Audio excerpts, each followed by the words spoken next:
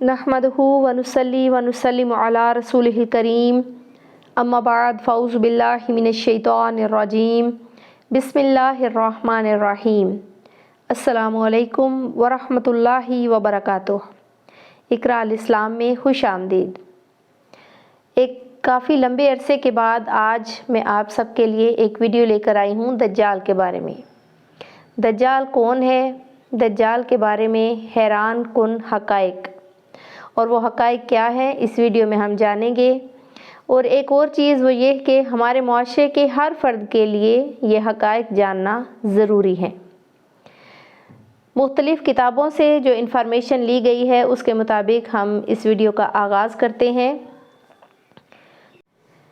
دجال یہودیوں کی نسل سے ہوگا جس کا قد ٹھگنا ہوگا، دونوں پاؤں ٹیڑھے ہوں گے، جسم پر بالوں کی بھرمار ہوگی، رنگ سرخ یا گندمی ہوگا، سر کے بال حبشیوں کی طرح ہوں گے، ناک چونچ کی طرح ہوگی، بائیں آنکھ سے کانا ہوگا، دائیں آنکھ میں انگور کے بقدر ناخنا ہوگا، اس کے ماتھے پر کاف الف فا را یعنی کافر لکھا ہوگا جسے ہر مسلمان بآسانی پڑھ سکے گا، اس کی آنکھ سوئی ہوئی ہوگی مگر دل جاگتا رہے گا۔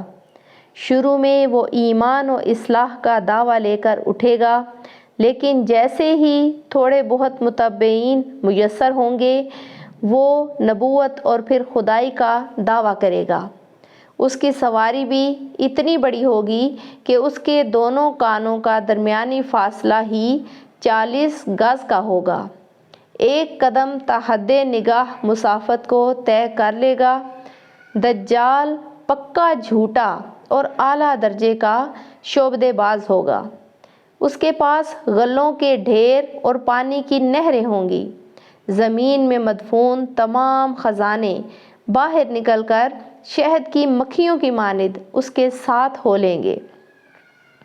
جو قبیلہ اس کی خدائی پر ایمان لائے گا دجال اس پر بارش برسائے گا، جس کی وجہ سے کھانے پینے کی چیزیں ابل پڑیں گی اور درختوں پر پھل آ جائیں گے۔ کچھ لوگوں سے آ کر کہے گا کہ اگر میں تمہارے والدین کو زندہ کر دوں تو تم کیا میری خدائی کا اقرار کرو گے؟ لوگ اثبات میں جواب دیں گے، یعنی لوگ ہاں میں جواب دیں گے۔ اب دجال کے شیطان ان لوگوں کے والدین کی شکل لے کر نمودار ہوں گے، نتیجتاً بہت سے افراد ایمان سے ہاتھ دھو بیٹھیں گے۔ اس کی رفتار آندھیوں سے زیادہ تیز اور بادلوں کی طرح رواں ہوگی۔ وہ کرشموں اور شعبدہ بازیوں کو لے کر دنیا کے ہر چپا کو روندے گا۔ تمام دشمنان اسلام اور دنیا بھر کے یہودی امت مسلمہ کے بغض میں اس کی پشت پناہی کر رہے ہوں گے۔ وہ مکہ معظمہ میں گھسنا چاہے گا مگر فرشتوں کی پہرہ داری کی وجہ سے ادھر گھس نہ پائے گا، اس لیے نامراد و ذلیل ہو کر واپس مدینہ منورہ کا رخ کرے گا۔ اس وقت مدینہ منورہ کے 7 دروازے ہوں گے اور ہر دروازے پر فرشتوں کا پہرہ ہوگا، لہٰذا یہاں پر بھی منہ کی کھانی پڑے گی۔ انہی دنوں مدینہ منورہ میں 3 مرتبہ زلزلہ آئے گا جس سے گھبرا کر بہت سارے بے دین شہر سے نکل کر بھاگ نکلیں گے۔ باہر نکلتے ہی دجال انہیں لقمہ تر کی طرح نگل لے گا۔ آخر ایک بزرگ اس سے بحث و مناظرہ کے لیے نکلیں گے اور خاص اس کے لشکر میں پہنچ کر اس کی بابت دریافت کریں گے۔ لوگوں کو اس کی باتیں شاق گزریں گی، لہٰذا اس کے قتل کا فیصلہ کریں گے، مگر چند افراد آڑے آ کر یہ کہہ کر روک دیں گے کہ ہمارے خدا دجال نعوذ باللہ کی اجازت کے بغیر اس کو قتل نہیں کیا جا سکتا۔ چنانچہ اس بزرگ کو دجال کے دربار میں حاضر کیا جائے گا، جہاں پہنچ کر یہ بزرگ چلا اٹھے گا، میں نے پہچان لیا کہ تو ہی دجال ملعون ہے، اور رسول اللہ صلی اللہ علیہ وآلہ وسلم نے ہمیں تیرے ہی خروج کی خبر دی تھی۔ دجال اس خبر کو سنتے ہی آپے سے باہر ہو جائے گا اور اس کو قتل کرنے کا فیصلہ کرے گا۔ درباری فوراً اس بزرگ کے 2 ٹکڑے کر دیں گے۔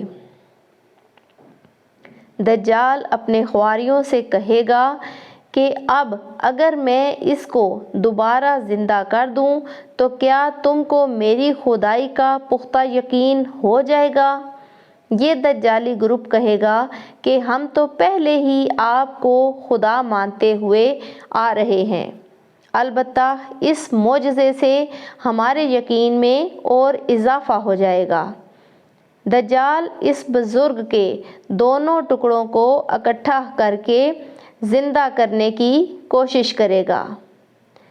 ادھر وہ بزرگ اللہ کے حکم سے کھڑے ہو جائیں گے اور کہیں گے اب تو مجھے اور زیادہ یقین آ گیا ہے کہ تو ہی دجال ملعون ہے۔ وہ جھنجھلا کر دوبارہ انہیں ذبح کرنا چاہے گا، لیکن اب اس کی قوت سلب کر لی جائے گی۔ دجال شرمندہ ہو کر انہیں اپنی جہنم میں جھونک دے گا، لیکن یہ آگ ان کے لیے ٹھنڈی اور گلزار بن جائے گی۔ اس کے بعد وہ شام کا رخ کرے گا، لیکن دمشق پہنچنے سے پہلے ہی حضرت امام مہدی علیہ السلام وہاں آ چکے ہوں گے۔ دجال دنیا میں صرف 40 دن رہے گا، ایک دن 1 سال، دوسرا دن 1 مہینہ اور تیسرا دن 1 ہفتہ کے برابر ہوگا، بقیہ معمول کے مطابق ہوں گے۔ حضرت امام مہدی علیہ السلام دمشق پہنچتے ہی زور و شور سے جنگ کی تیاری شروع کر دیں گے، لیکن صورتحال بظاہر دجال کے حق میں ہوگی، کیونکہ وہ اپنے مادی و افرادی طاقت کے بل پر پوری دنیا میں اپنی دھاک بٹھا چکا ہوگا۔ اس لیے عسکری طاقت کے اعتبار سے تو اس کو شکست بظاہر مشکل نظر آ رہی ہوگی، مگر اللہ کی تائید اور نصرت کا سب کو یقین ہوگا۔ حضرت امام مہدی علیہ السلام اور تمام مسلمان اسی امید کے ساتھ دمشق میں دجال کے ساتھ جنگ کی تیاریوں میں ہوں گے۔ تمام مسلمان نمازوں کی ادائیگی دمشق کی قدیم شہرہ آفاق مسجد جامعہ اموی میں ادا کرتے ہوں گے۔ ملی شرازہ لشکر کی ترتیب اور یہودیوں کے خلاف صف بندی کو منظم کرنے کے ساتھ ساتھ حضرت امام مہدی علیہ السلام دمشق میں اس کو اپنی فوجی سرگرمیوں کا مرکز بنائیں گے، اور اس وقت یہی مقام ان کا ہیڈ کوارٹر ہوگا۔ حضرت امام مہدی علیہ السلام ایک دن نماز پڑھانے کے لیے مصلی کی طرف بڑھیں گے تو عین اسی وقت حضرت عیسیٰ علیہ السلام کا نزول ہوگا۔ نماز سے فارغ ہو کر لوگ دجال کے مقابلے کے لیے نکلیں گے۔ دجال حضرت عیسیٰ علیہ السلام کو دیکھ کر ایسا گھلنے لگے گا جیسے نمک میں پانی گھل جاتا ہے۔ پھر حضرت عیسیٰ علیہ السلام آگے بڑھ کر اس کو قتل کر دیں گے، اور حالت یہ ہوگی کہ شجر و حجر آواز لگائیں گے کہ اے روح اللہ، میرے پیچھے یہودی چھپا ہوا ہے۔ چنانچہ وہ دجال کے چیلوں میں سے کسی کو بھی زندہ نہ چھوڑیں گے۔ پھر حضرت عیسیٰ علیہ السلام صلیب کو توڑیں گے، یعنی صلیب پرستی ختم کریں گے، خنزیر کو قتل کر کے جنگ کا خاتمہ کریں گے، اور اس کے بعد مال و دولت کی ایسی فراوانی ہوگی کہ کوئی اسے قبول نہ کرے گا، اور لوگ ایسے دیندار ہو جائیں گے کہ ان کے نزدیک ایک سجدہ دنیا و مافیہ سے بہتر ہوگا۔ سبحان اللہ۔ اللہ رب العزت ہمیں فتنہ دجال سے محفوظ رکھے اور دجالی قوتوں کا مقابلہ کرنے کی توفیق عطا فرمائے۔ قرآن پاک کو تجوید کے ساتھ سیکھنے کے لیے رابطہ کر سکتے ہیں، اور اس کے علاوہ اللہ رب العزت سے دعا گو ہیں کہ اللہ تمام مسلمانوں کے حالوں پر رحم فرمائے، اللہ تعالیٰ تمام مسلمانوں کا ایمان سلامت رکھے، اللہم آمین۔